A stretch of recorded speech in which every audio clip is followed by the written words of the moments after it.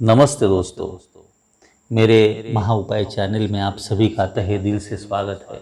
अगर आपने मेरे चैनल को सब्सक्राइब नहीं किया होगा तो कृपया लाल बटन को प्रेस कीजिए और बेल आइकॉन को दबा दीजिए। मेरे चैनल को सब्सक्राइब कीजिए क्योंकि मेरे चैनल में मैं आपको ऐसे उपाय बताता हूँ जिससे आपकी ज़िंदगी में खुशहाली आ जाएगी। दोस्तों, कई लोगों के जीवन में बाधाएं आती है और प्रगति नहीं होती। ये आपदाएं क्यों आती है, इसका जवाब नहीं मिलता। तब आदमी संकट से और चिंता से घिर जाता है।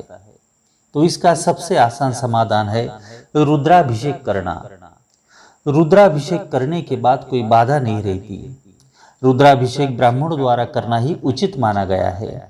अगर आप पढ़े लिखे होंगे फिर भी रुद्र अभिषेक आप ब्राह्मणों द्वारा ही कीजिए। अगर आप खुद करते हो तो उसका फल आपको नहीं मिलेगा, क्योंकि रुद्राभिषेक करने की विशिष्ट लय और तरीका है।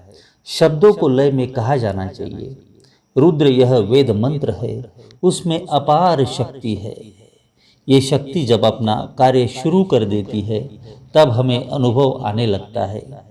किसी भी अकल्पित संकट को वेद मंत्र के सिवाय कोई विकल्प नहीं है। दोस्तों, रुद्राभिषेक घर में, बाहर, कहीं भी, तीर्थ क्षेत्र की जगह कभी भी किया जा सकता है। प्रदोष, सोमवार, एकादशी, इस दिन रुद्राभिषेक का बहुत महत्व है। अपने द्वारा उपरोक्त में से कोई भी एक दिन निर्धारित करना चाहिए। रुद्राभिषेक के बिना मत रहिए दोस्तों, इससे आप 100% लाभान्वित होंगे। वर्तमान में छोटे बड़े भूकंप हो रहे हैं।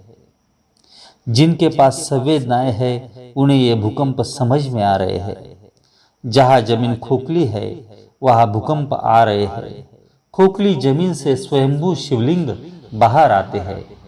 इसलिए खोखली जमीन पर रुद्राभिषेक करके वो जमीन कड़क बनाई जाती है, जिससे शिव शांत हो जाते हैं। इसलिए जो भी हिंदू भाई बहन है उन्होंने घर में या मंदिर में या बाहर कहीं भी रुद्राभिषेक कर लेना चाहिए। इससे हम सभी का भूकंप से संरक्षण होगा। भूकंप जैसे संकट से बचने के लिए रुद्राभिषेक करना बहुत जरूरी है। जब हम स्वयंभू शिवलिंग के बारे में सोचते हैं तो शिवलिंग का ऊपरी छोर बाहर होता है तो उसका दूसरा छोर पूरी तरह से जमीन में आखिर तक रहता है। इसलिए शिवलिंग पर संततधार लगाकर रुद्राभिषेक करने की प्रथा है और उससे वहां की जमीन कड़क हो जाती है और वहां भूकंप नहीं आते। जिस जगह पर स्वयंभू शिवलिंग है उस जगह ये उपासना करने से आपको अनुभव आ जाएगा। जय श्री राम दोस्तों।